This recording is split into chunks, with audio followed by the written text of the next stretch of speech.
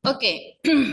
Nah, minggu lalu kita sudah bahas tentang proses bisnis. Nah, kali ini, yang ini kan, yang 3.1 ya. Oke. Yang kedua, Anda akan buat ini.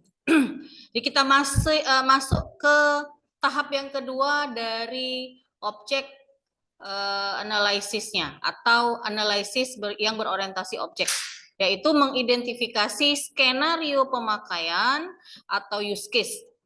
Ya, jadi yang kita akan buat itu adalah skenario. Nah, sama seperti kalau kita mau misalnya Anda nih mau main sinetron atau mau main drama, kan ada istilah skenario ya. Skenario itu istilahnya kita mau ngomong apa, tempatnya di mana, posisinya seperti apa ya. Ruang lingkup dari apa yang akan kita tampilkan.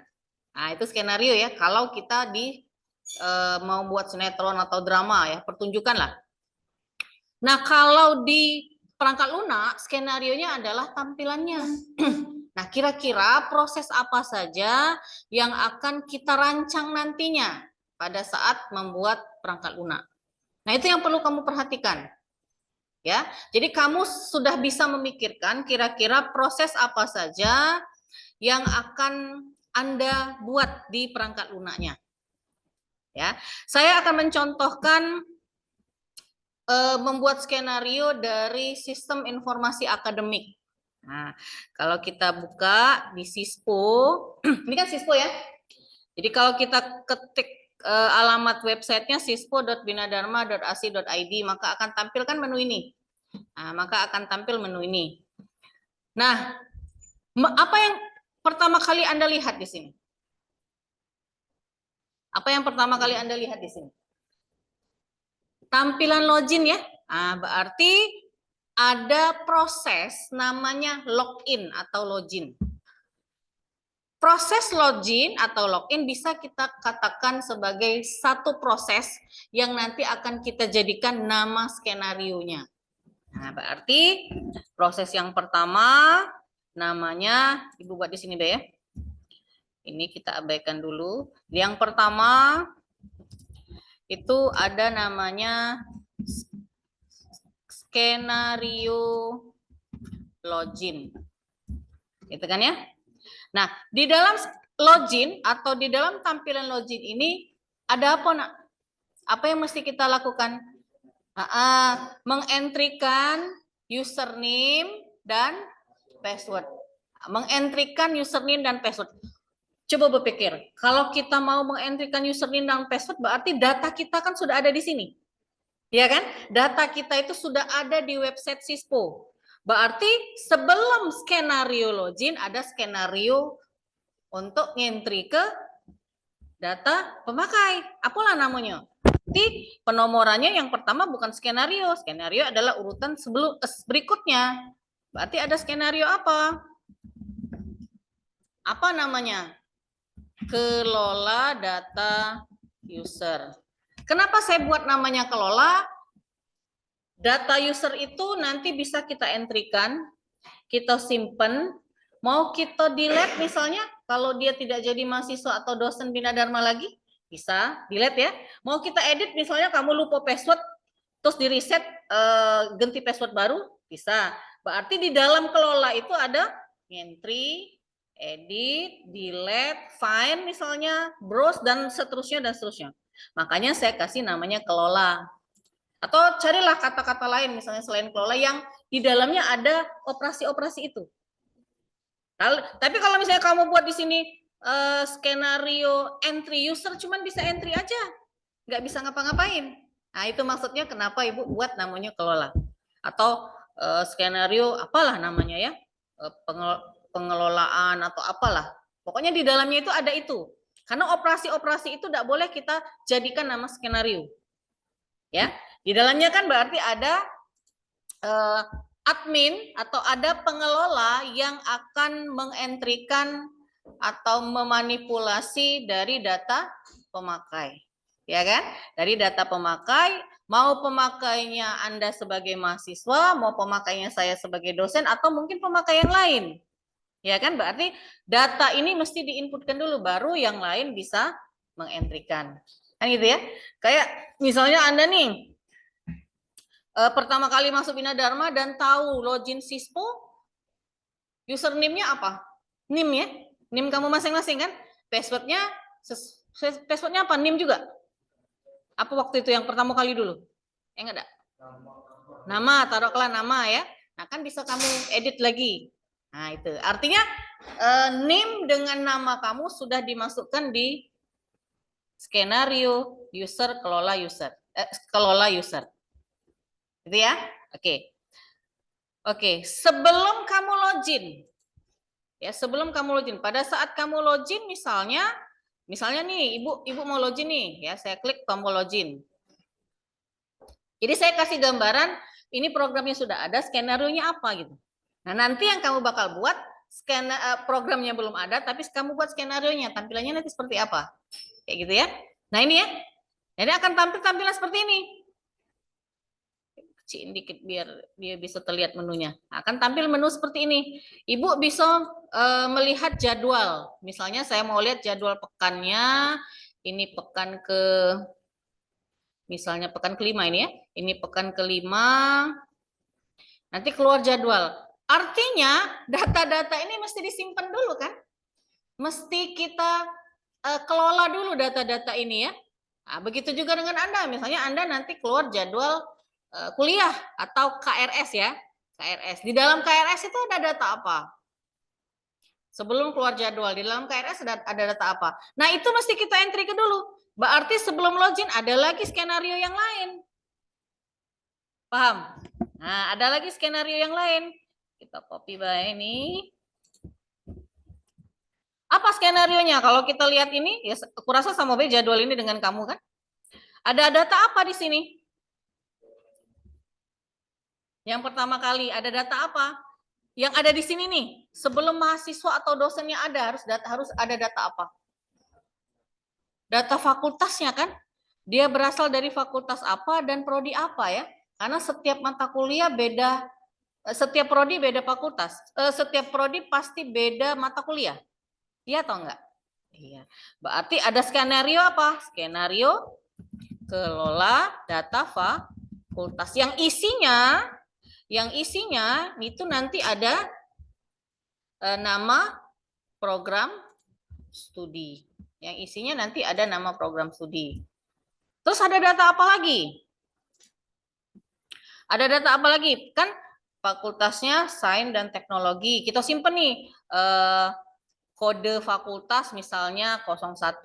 Nama fakultasnya misalnya Fakultas Sains dan Teknologi.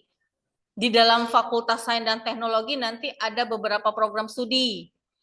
SI, TI, teknik sipil, dan seterusnya. Artinya data itu mesti kita simpan di dalam skenario kelola fakultas.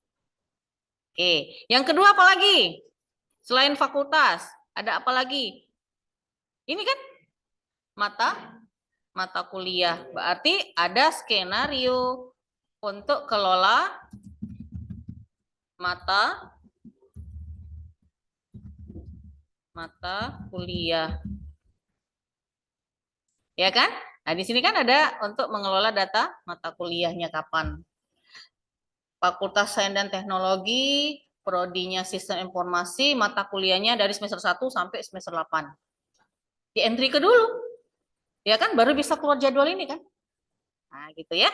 Terus ada apa lagi selain mata kuliah sudah. Nah, kalau kode mata kuliah masuk di sini, masuk di kelola mata kuliah.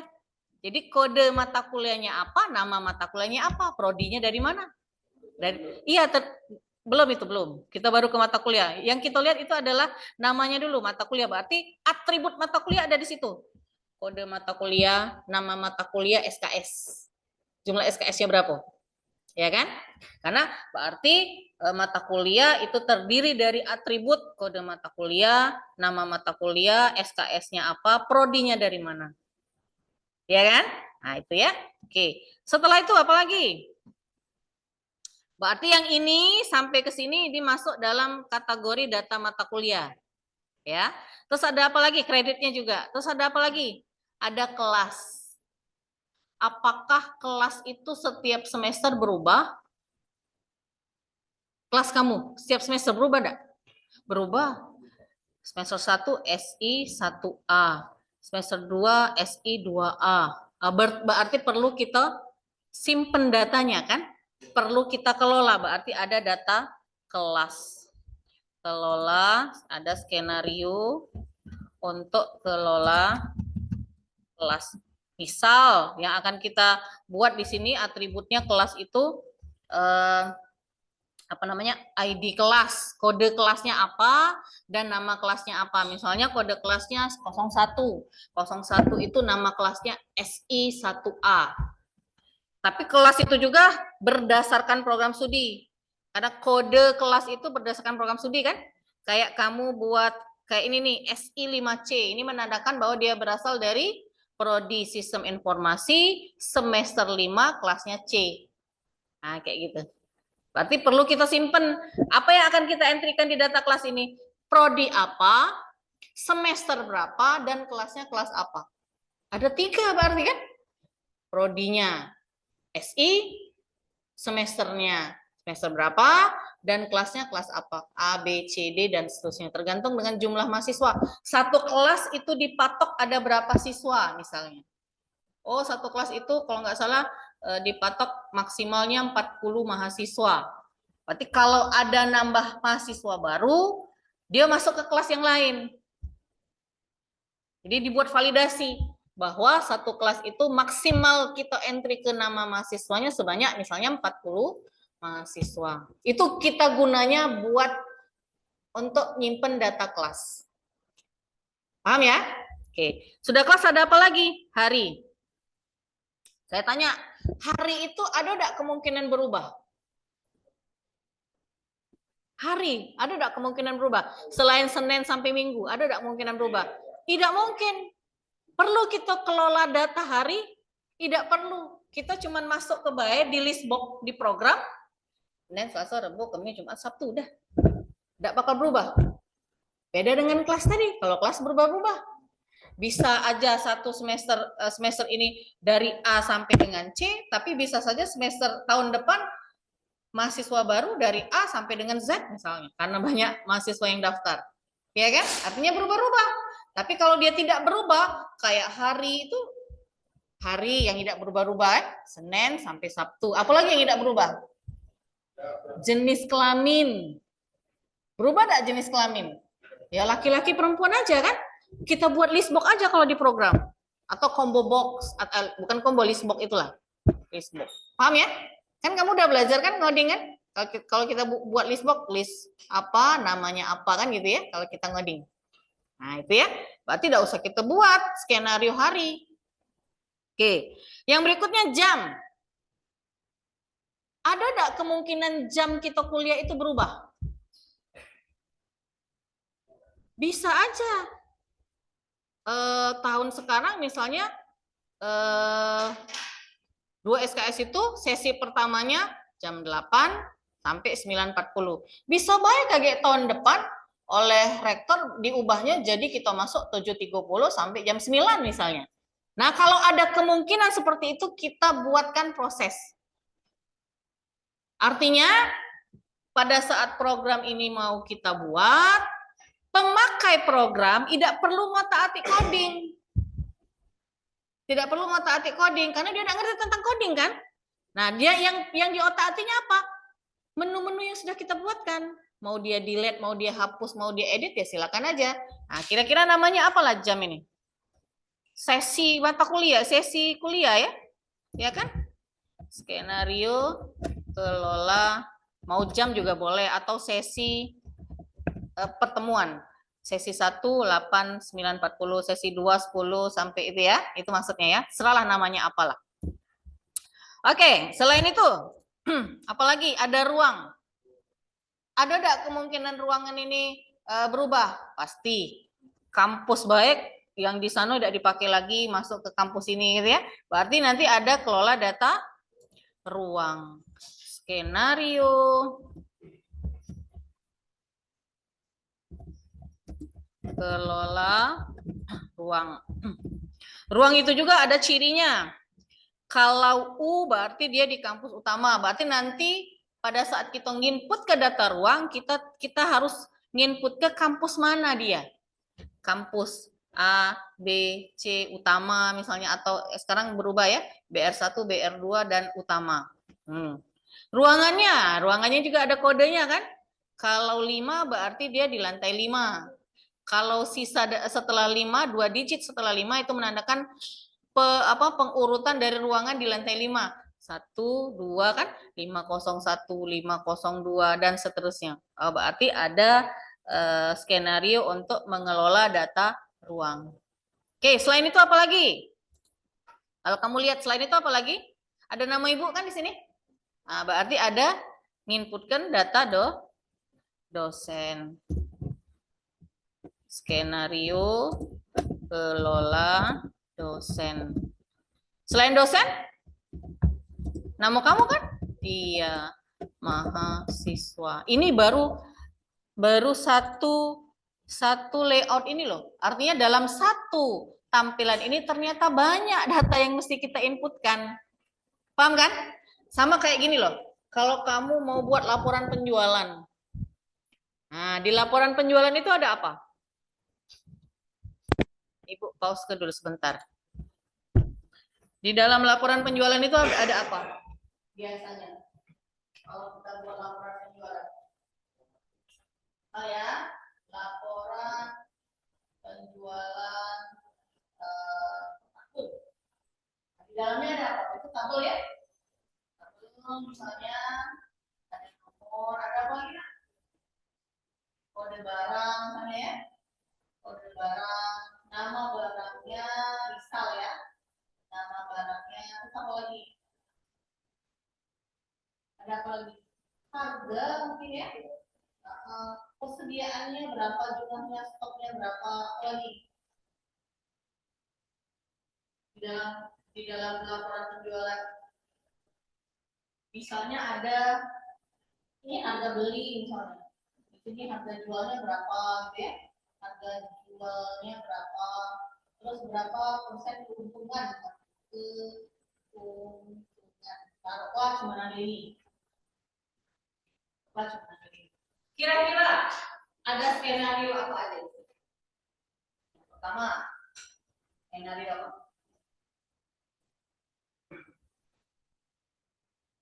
Ini kita beli, ada skenario apa? Hah? Sebelum penjualan. Data apa dulu yang mesti kita simpan? Data bank.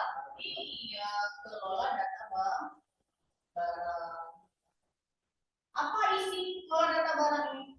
Kode barang, ya kan? Nama, harga beli, ya kan? Apa lagi selain itu? Ini skenario kelola. Kalau persediaan berarti ada barang yang masuk, ada barang yang keluar. Kalau masuk namanya apa? Berarti kita ngapain? Boleh kelola data barang masuk, boleh barang masuk atau pembelian. Kita beli barang kan kita masuk stok gitu. Ini untuk stok. Kalau untuk jual, ini ya. Nah, berarti yang ketiganya adalah skenario kelola barang keluar atau terjadi penjualan. Dan di dalam penjualan lagi ada harga jual dan keuntungan. Berarti dalam satu layout tabel ini ada 3 skenario yang harus ada minimal. Tapi mungkin ada banyak lagi yang lain. Ya? Itulah kira-kira contohnya. Jadi kita buat skenario itu kita lihat dulu nih di dalamnya harus ada data apa dulu yang ada. Dan kamu kelompok-kelompokkan ada data-data itu.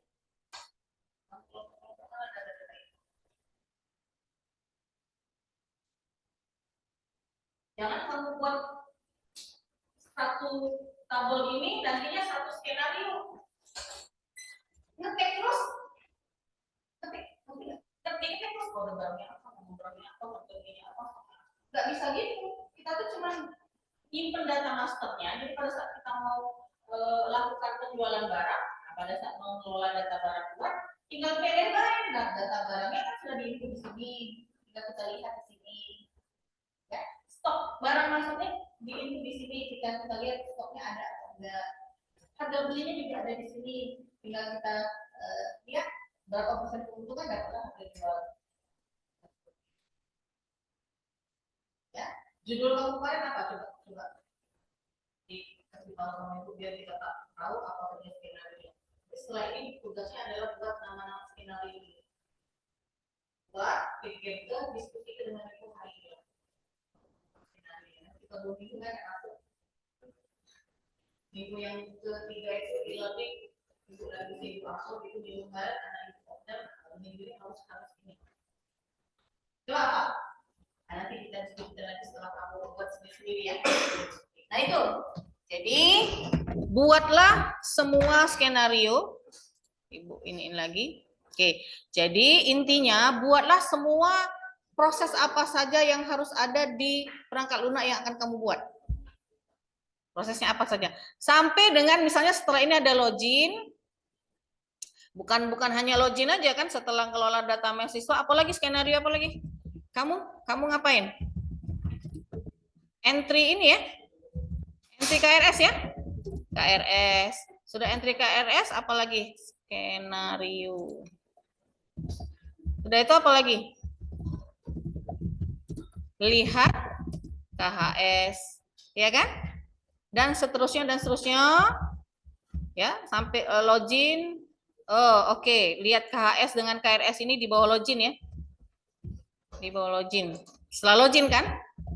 Nah, terus dan seterusnya sampai dengan nanti skenario pinter logout. Sampai dengan skenario logout. Jadi berapapun skenario dibuat. Ya, berapapun skenario dibuat. Sebanyak mungkin. Iya. Iya. Pikir kelah mulai dari sekarang. Ya, oke sampai sini paham ya? Jadi pertama kali yang akan Anda buat di poin 3.2 yang itu mengidentifikasi skenario pemakaian atau use case itu adalah buat apa nama skenarionya dulu. Paham ya? Oke. Yang kedua, nah ini yang paling penting. Yang kedua, Ibu copy ke bawah di sini. Di dalam skenario itu ada tabel. Tabel ini saya ambil dari IEEE, tabelnya seperti ini. Ini kalau tidak salah apa namanya, Ibu lupa. Identifikasi juga rasanya, identifikasi. Terhapus ini kayaknya. Oke. Nah, yang paling yang akan saya contohkan itu adalah yang skenario login tadi. Yang akan saya contohkan itu adalah skenario login dulu. Nah, semua skenario yang ada di sini harus ada tabel ini. Semua skenario yang harus ada tabel ini. Kalau kita nak buat skenario user kan Ibu tidak tahu tampilan skenario user di admin kan nggak tahu ya. Yang Ibu tahu kan paling cuma login ini aja kan. Login dan atau kalau kamu buat entry KRS, lihat KHS dan seterusnya ya. Nah, saya contohkan bagaimana membuat tabel di dalam skenario login. Jadi semua skenario yang sudah kamu buat list-listnya tadi harus ada tabel-tabel ini. Tinggal copy paste dari template. Ibu sudah buat kan? Tinggal kamu copy paste di template. Oke, nomor. Yang pertama nomornya nomor berapa? Ini nomor ini. 9. Kelihatan? Kurang ya? Oke, nomornya nomor 9. Namanya apa? Nama skenarionya login. Oke. Tujuan, apa tujuan login? Kalau biasanya kalau ditanya tujuan, jawabannya apa? Untuk bla bla bla kan? Oke. Apa tujuan login? Untuk mengakses data akademik Universitas Bina Dharma misalnya. Ya. Tujuan dari skenario login untuk dapat masuk untuk dapat mengakses data akademik. Deskripsi, nah deskripsi itu apa namanya, narasi dari apa skenario login, apa misalnya. Skenario login merupakan skenario yang digunakan oleh aktor untuk dapat mengakses data akademik di Universitas Bina Dharma. Jadi hanya narasinya aja ya. Oke, tipenya diabaikan dulu. Nah, aktor siapa aja yang bisa mengakses skenario login ini? Nah, sebutkan aja, iya, sebutkan aja. Ada dosen, ada mahasiswa. Misalnya menu saya dengan menu kamu kan beda. Nanti menu Sekpro, sekretaris prodi juga beda, boleh Sekpro. Menu Kaprodi juga beda, Kaprodi. Misalnya nanti ya. Ternyata misalnya menu dekan juga berbeda, dekan, dan seterusnya sampai misalnya rektor, sampai dengan adminnya, pengelolanya. Dan seterusnya. Jadi siapapun yang memakai proses ini, pemakainya sebutkan dia sebagai aktor. Ya, aktornya itu yang ada di organisasi atau perusahaannya. Jangan kamu buat user. Usernya siapa? Harus jelas posisinya di organisasi atau di perusahaan itu. Mau dia misalnya kepala bagian gudang, tulis kepala bagian gudang, manajer keuangan, dan seterusnya. Kayak kita kan, karena kita mau buat itu tadi, yang dari Sispo berarti user-user dari UBD, ada dosen, mahasiswa, sekpro, kaprodi, dan seterusnya. Ya, siapapun itu tuliskan di sini. Nah, baru kita masuk ke ini intinya ya, program intinya, yaitu aksi aktor dan reaksi sistem. Aksi aktor itu adalah apa yang dilakukan aktor di proses login, di skenario login. Apa yang dilakukan aktor di skenario login? Nah, ngentri ini ya, ngentri username sama password. Nah, boleh kamu buat entry username dan password. Terus ngapain lagi? Ngapain lagi? Klik ini ya. Klik tombol login. Oke. Berarti yang keduanya klik tombol, atau bolehlah carilah kata-kata yang nantinya tidak bikin kamu bingung pada saat menuju ke proses berikutnya. Karena kata-kata yang ada di skenario, terutama di aksi aktor dan reaksi sistem, itu akan kita bawa ke tahap berikutnya. Ya. Terus, misalnya Ibu sudah membuat username dan password yang benar. Berarti aku klik login ya. Nah, apa yang dilakukan oleh sistem? Reaksi sistem itu adalah apa yang dilakukan oleh perangkat lunaknya. Nah, apa yang dilakukan oleh perangkat lunak? Menampilkan ini. Nah, berarti sistemnya menampilkan apa? Menampilkan boleh dashboard, dashboard atau halaman utama ya. Halaman utama dari masing-masing aktor, karena setiap aktor beda-beda tampilan halaman utamanya. Paham ya? Udah selesai. Jadi proses login cuma 3 kegiatan ini aja. Ngentri ke user ID dan password, klik tombol login, kemudian sistemnya menampilkan menu utamanya atau halaman utamanya. Oke.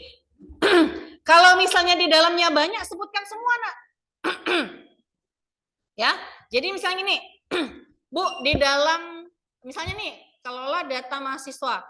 Mahasiswa itu pada saat kita penerimaan mahasiswa baru, banyak data yang ditambahkan, banyak data yang kita inputkan, sebutkan semua. Tidak boleh misalnya kamu buat di sini entry data mahasiswa, tidak boleh. Harus buat detail, atributnya apa saja. Entry nama lengkap, koma, alamat, tempat tanggal lahir, tempat lahir, email, nomor telepon, nama orang tua, berapa name terakhir, dan seterusnya. Semua disebutkan di sini. Supaya apa, nak? Ini kan akan dibaca oleh programmer.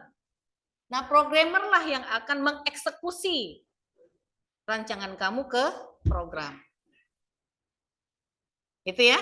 Itu kenapa, makanya saya bilang skenario ini adalah tahapan yang paling krusial. Kalau hari ini nggak datang itu susah. Makanya Ibu rekam ini. Oke, yang berikutnya. Di bawahnya ada skenario alternatif, autentifikasi gagal. Jadi bagaimana kemungkinan kalau aksi aktor dan reaksi sistem ini terjadi kegagalan. Oke. Yang pertama, entry username dan password. Ada nggak kemungkinan si user itu salah mengentrikan username dengan password? Ada. Berarti kita buat di sini alternatif nomor 1. Alternatif 1. Kita copy B ini.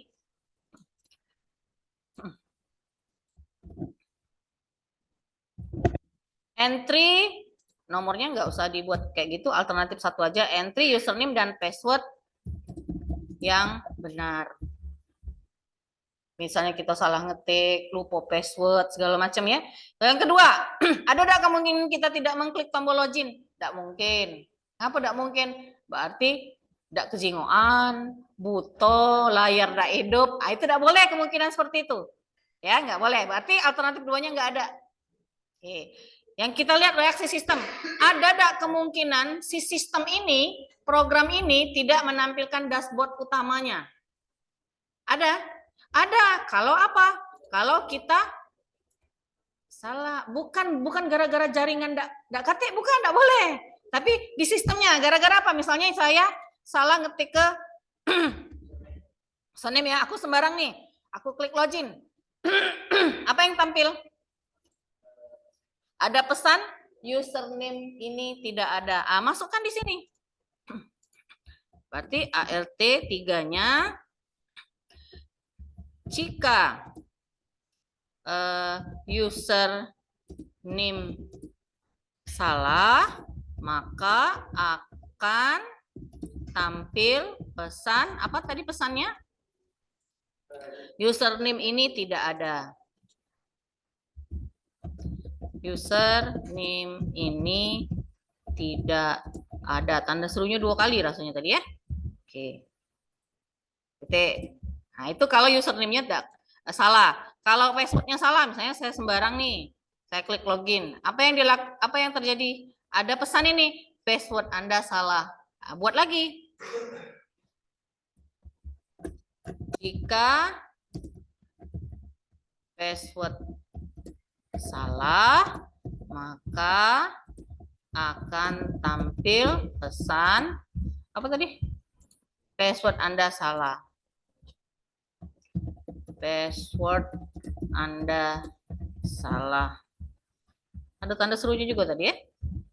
Nah, jadi ini kemungkinan yang terjadi kalau dashboardnya tidak tampil. Karena ada kemungkinan username dengan passwordnya salah input.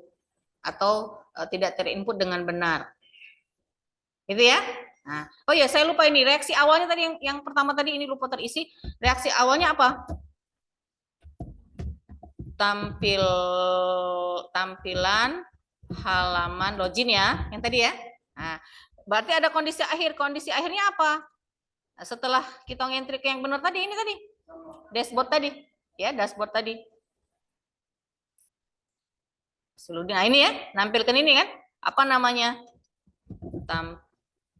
Tampilan halaman utama dari masing-masing aktor. Nah, inilah yang akan kamu buat. Jadi semua skenario yang sudah kamu tentukan namanya, detailnya, apa-apa yang dilakukan, apa-apa yang di-entry, apa-apa yang akan diklik, buatlah di sini. Tidak boleh seperti yang saya bilang ya, tidak boleh kamu buatnya yang umum, tidak boleh. Karena ini nanti berkaitan dengan proses langkah setelah proses yang buat skenario, langkah yang ketiga. Kalau kamu buat misalnya nih, entry data user kamu buat. Nanti programmer bingung, data user itu apa ya? Atributnya apa? Nggak mungkin dia nak ngarang-ngarang kan? Kalau udah kamu sebutkan dulu, Anda ini kan calon analis sistem, ini buat ini. Ya, jadi semua skenario yang ada di sini kalian buatlah tabelnya masing-masing. Mau dia 100 tabel. Makanya pernah enggak kamu lihat layout atau print out dari Wong buat program yang di software house ya, bukan yang di rental-rental itu ya. Nah, itu bisa berlemari-lemari rancangannya kalau programnya detail nih. Dulu Ibu pernah ngajak mahasiswa PKL ke Bandung zaman waktu itu ya, beberapa puluh tahun yang lalu. Ke Bandung, di Bandung itu ada namanya Ganesha. Ganesha itu di depan ITB, tempat uang buat software. Waktu itu kebenaran Ganesha itu mau buat website untuk pemilu. Jadi segini-segini loh bukunya itu, tebel-tebelnya. Banyak. Jadi dia itu ada tim untuk ngerancang siapa yang ngerancangnya ya. Ada tim untuk ngodingnya, programmernya siapa. Banyak tim-timnya. Nah, minimal nak dengan kamu tahu bagaimana cara buat skenario, minimal kamu bisa membaca. Siapa tahu kan nanti profesinya sebagai programmer. Paling tidak kamu bisa baca, oh kalau dia buat skenario seperti ini implementasinya ke coding. Atau misalnya kalian disuruh untuk ngerancang, oh buatnya salah satunya objek orientednya buat seperti ini. Selain yang kita yang kemarin ya buat DFD, IRD, lain lagi. Metode yang lain mah ini. Kayak gitu loh. Ya. Nah, itu baik penjelasan Ibu tentang skenario.